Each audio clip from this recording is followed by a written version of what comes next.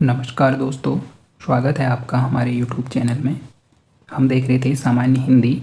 इसके अंतर्गत हमने पिछली वीडियो में देखा था संज्ञा और सर्वनाम। ठीक है, तो आज हम इसके बाद देखेंगे विशेषण। तो आइए शुरू करते हैं आज का टॉपिक, विशेषण।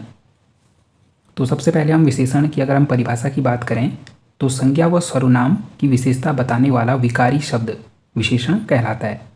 अभी तक हम जो भी पढ़ रहे हैं, इससे पहले हमने संज्ञा पढ़ा, सर्वनाम पढ़ा और आज हम विशेषण। तो ये सभी क्या हैं, ये विकारी शब्द के अंतर्गत आते हैं। तो जिन शब्द से संज्ञा या सर्वनाम की विशेषता का बोध होता है उसे हम क्या कहते हैं, विशेषण कहते हैं। तो विशेषण के जो तत्व होते हैं वो दो प्रकार के होते हैं, एक होता है विशेष्य और एक होता है विशेषण। विशेषण तो आप जानते हैं, जैसे जिन शब्दों के द्वारा विशेषता बताई जाती है उसे विशेषण। लेकिन ये विशेष्य क्या होता है, विशेष्य उसे कहते हैं जिसकी विशेषता बताई जाती है। ठीक है, अब हम इसे एक उदाहरण से समझेंगे।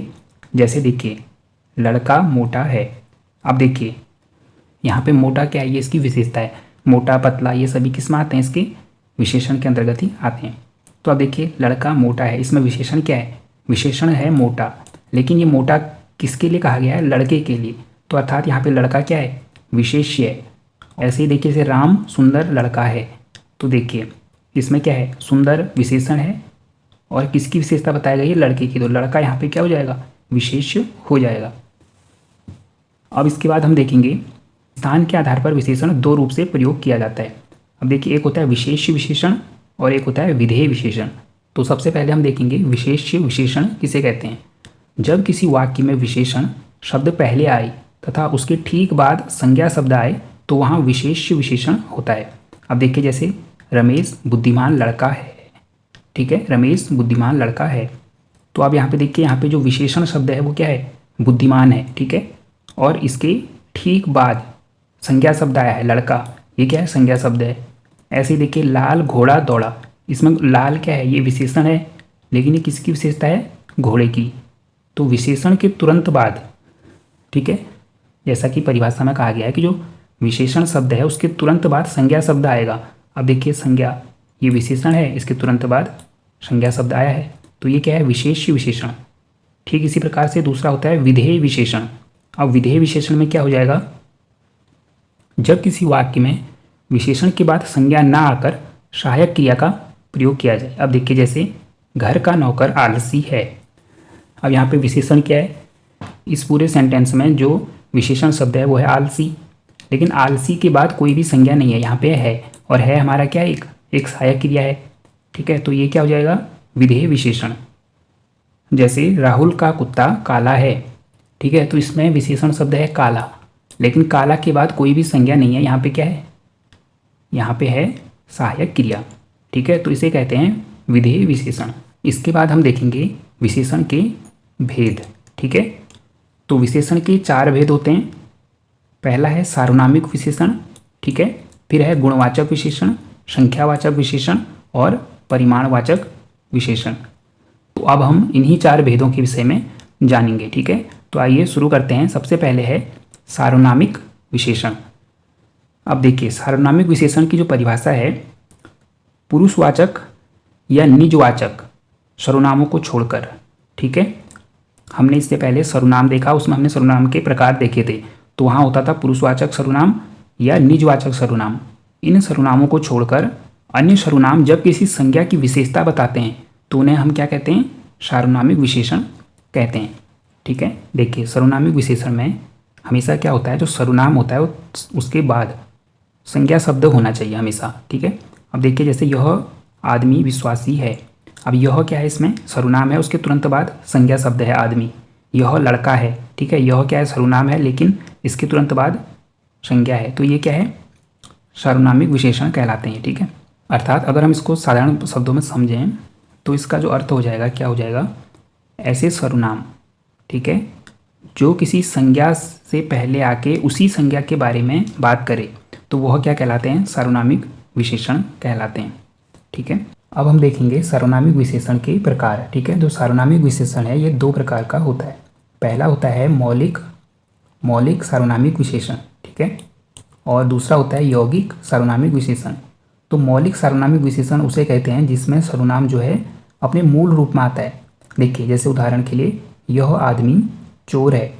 ठीक है, कोई आया था। अब देखिए इसमें जो ये सर्वनाम है अपने मूल रूप में प्रयोग हुआ है। कैसे?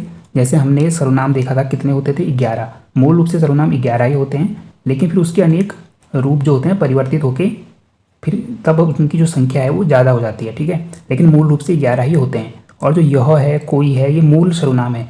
लेकिन जो यौगिक सर्वनाम होते हैं उसमें क्या होता है, सर्वनाम का रूपांतरण हो जाता है। जैसे ऐसा लड़का मिलना कठिन है, जैसा देश वैसा वेश। तो इसमें जैसे ऐसा, जैसा, ये क्या है, ये इन्हीं जो 11 मूल सर्वनाम है उन्हीं का परिवर्तित रूप होता है। तो आपको ध्यान रखना है जो हमने पहला देखा सार्वनामिक विशेषण। ठीक है, तो आपसे यहाँ से जो इसके 2 प्रकार है, यहाँ से प्रश्न पूछे जाने की संभावना कम रहती है। लेकिन आपको क्या पता होना चाहिए कि सार्वनामिक विशेषण किसे कहते हैं और उसको पहचानना आना चाहिए। ठीक है, अब हम जो दूसरा देखेंगे गुणवाचक विशेषण। ठीक है, तो जिस विशेषण से किसी संज्ञा या सर्वनाम का गुण, दोष, रंग, रूप, आकार, प्रकार, दशा, संबंध आदि का पता चले उसे गुणवाचक विशेषण कहते हैं। ठीक है, अब देखिए जैसे उसकी नाक टेढ़ी है। ठीक है, तो उसकी नाक टेढ़ी है, तो इसमें टेढ़ी शब्द क्या है, ये गुणवाचक विशेषण है।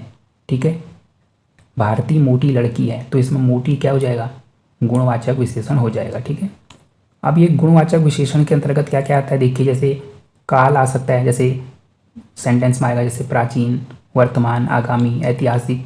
तो ये सभी क्या है, गुणवाचक विशेषण ही है, लेकिन उसके अंतर्गत भी ये क्या हो जाएगा, ये काल को प्रदर्शित करते हैं। ठीक है, जैसे स्थान हो जाएगा, अवस्था हो जाएगी, आकार, ठीक है, गंध इसमें आ जाती है, गुण, दोष, दशा, रंग, समय, स्वाद, ये सब क्या है, गुणवाचक विशेषण के ही अंतर्गत आते हैं। ठीक है, इसके बाद जो तीसरा प्रकार है वो है संख्यावाचक विशेषण। ठीक है, तो जो संख्यावाचक विशेषण है, विशेषण के जिस रूप से व्यक्ति, वस्तु की निश्चित व अनिश्चित दोनों संख्याओं का पता चले वहाँ संख्यावाचक विशेषण होता है। ठीक है, तो जो संख्यावाचक विशेषण होता है उससे क्या होता है, व्यक्ति अथवा वस्तु की निश्चित और अनिश्चित दोनों संख्याओं का पता चलता है। ठीक है, तो उसे कहते हैं हम संख्यावाचक विशेषण। तो संख्यावाचक विशेषण 2 प्रकार के होते हैं। ठीक है, तो एक होता है निश्चित संख्यावाचक और दूसरा होता है अनिश्चित संख्यावाचक। निश्चित संख्यावाचक में जिससे हमें संख्याओं का निश्चित बोध होगा, और अनिश्चित में हमें क्या होगा, संख्याओं का निश्चित बोध नहीं होगा। जैसे अब देखिए निश्चित संख्यावाचक में क्या क्या आता है, जैसे गणनावाचक शब्द, जैसे 1, 2, 10, 100, 1000, इसमें जो संख्या होगी वह निश्चित होगी। ठीक है, जैसे क्रमवाचक, जैसे पहला, दूसरा, 10वां, 1000वां, ये सब किसके अंतर्गत आते हैं, निश्चित संख्यावाचक। इसके बाद जैसे आवर्तीवाचक, जैसे 1 गुना, 2 गुना, 10 गुना, ये सब क्या है, ये निश्चित है, तो ये निश्चित संख्यावाचक। ठीक है, और इसमें एक आता है प्रत्येक बोधक। प्रत्येक बोधक जैसे 1 1, 2 2, हर एक। ठीक है, ये सब किसके अंतर्गत आते हैं, निश्चित संख्यावाचक के अंतर्गत। और अनिश्चित संख्यावाचक में क्या होगा, इसमें संख्या का हमें निश्चित बोध नहीं होगा। जैसे कुछ आदमी, ठीक है, यहाँ पे कोई ना कोई संख्या तो होगी, क्योंकि हम आदमियों को क्या कर सकते हैं, गिन सकते हैं, लेकिन हमें यहाँ पे पता नहीं है कि वो आदमी कितने। जैसे कुछ आदमी, कम घर, अधिक मित्र।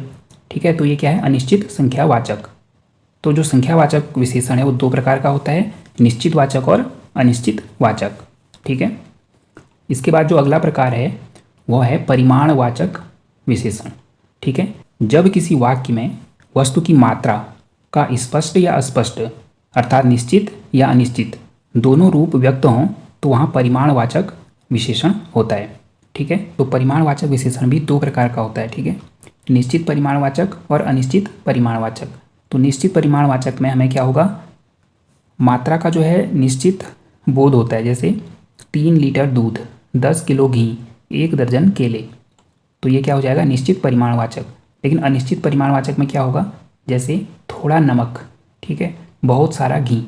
ठीक है, तो ये सब क्या होते हैं, अनिश्चित परिमाणवाचक। इसमें हमें क्या होता है, मात्रा कितनी है इसका हमें निश्चित जो बोध होता है वो नहीं हो पाता है, अनिश्चितता बनी रहती है। थोड़ा नमक, अब कितना नमक ये पता नहीं है। ठीक है, तो ये ऐसे जो विशेषण है वो क्या कहलाते हैं, अनिश्चित परिमाणवाचक विशेषण। और ये दोनों ही किसके अंतर्गत आते हैं, परिमाणवाचक विशेषण के अंतर्गत। ठीक है, तो ये थे हमारे 4 प्रकार के विशेषण। ठीक है, और इसमें हमारे क्या होते हैं, इससे पहले जो हमने देखा था संख्यावाचक विशेषण के भी 2 भेद होते हैं और परिमाणवाचक के भी 2 भेद होते हैं। ठीक है, और विशेषण के जो कुल प्रकार हैं वो कितने होते हैं, 4 होते हैं। ठीक है, अब इसके बाद देखिए विशेषण की तुलना अवस्था। अब यहाँ से भी आपसे कभी कभी प्रश्न पूछ दिया जाता है। तो विशेषण की जो तुलना अवस्था होती है वह 3 होती है, ठीक है। मूलावस्था, उत्तरावस्था और उत्तमावस्था। अब इसमें क्या करते हैं, देखिए जो उत्तरावस्था होती है उसको प्रकट करने के लिए जो मूलावस्था होती है उसमें क्या जोड़ते हैं, तर जोड़ते हैं, और उत्तमावस्था के लिए इसमें तम जोड़ दिया जाता है। जैसे देखिए उच्च, उच्च क्या है, हमारा मूलावस्था है, लेकिन अगर हम इसी उच्च शब्द में तर जोड़ेंगे, उच्चतर, तो उच्चतर आपका उत्तरावस्था हो जाएगी। फिर इसमें तम जोड़ देंगे, उच्चतम, तो ये उत्तरावस्था हो जाएगी, ठीक है। ऐसे ही देखिए सुंदर, ठीक है, सुंदर में हम तर जोड़ेंगे तो सुंदरतर, ये उत्तरावस्था, तम जोड़ेंगे तो ये सुंदरतम, तो ये क्या हो जाएगी, उत्तमावस्था, ठीक है। इसके बाद एक और शब्द आता है प्रविशेषण, ठीक है। तो प्रविशेषण किसे कहते हैं, वाक्य में विशेषण शब्द की भी विशेषता बताने वाले शब्द को प्रविशेषण कहा जाता है, ठीक है। अभी हमने देखा विशेषण और उसके प्रकार, लेकिन अब उसी विशेषण की भी अगर विशेषता बता दी जाए, जैसे वह बहुत तेज दौड़ता है, ठीक है। अब इसमें देखिए इसमें विशेषण शब्द क्या है, इस वाक्य में विशेषण शब्द है तेज, ठीक है, लेकिन तेज की भी विशेषता बता दी है बहुत, ठीक है, बहुत तेज। तो जो ये बहुत शब्द है ये क्या है, यहाँ पे प्रविशेषण हो जाएगा। जैसे सुमन अत्यंत सुंदर है, अब देखिए सुमन सुंदर है, अगर ऐसा होता तो सुंदर क्या है, विशेषण है, लेकिन इस सुंदर की भी विशेषता बता दी गई है अत्यंत शब्द के द्वारा, तो जो अत्यंत हो जाएगा ये क्या हो जाएगा, प्रविशेषण हो जाएगा, ठीक है। तो ये था विशेषण हमारा आज का टॉपिक। तो आज की वीडियो में इतना ही, मिलते हैं आपको जल्द ही अगली वीडियो में किसी नए टॉपिक के साथ, ठीक है।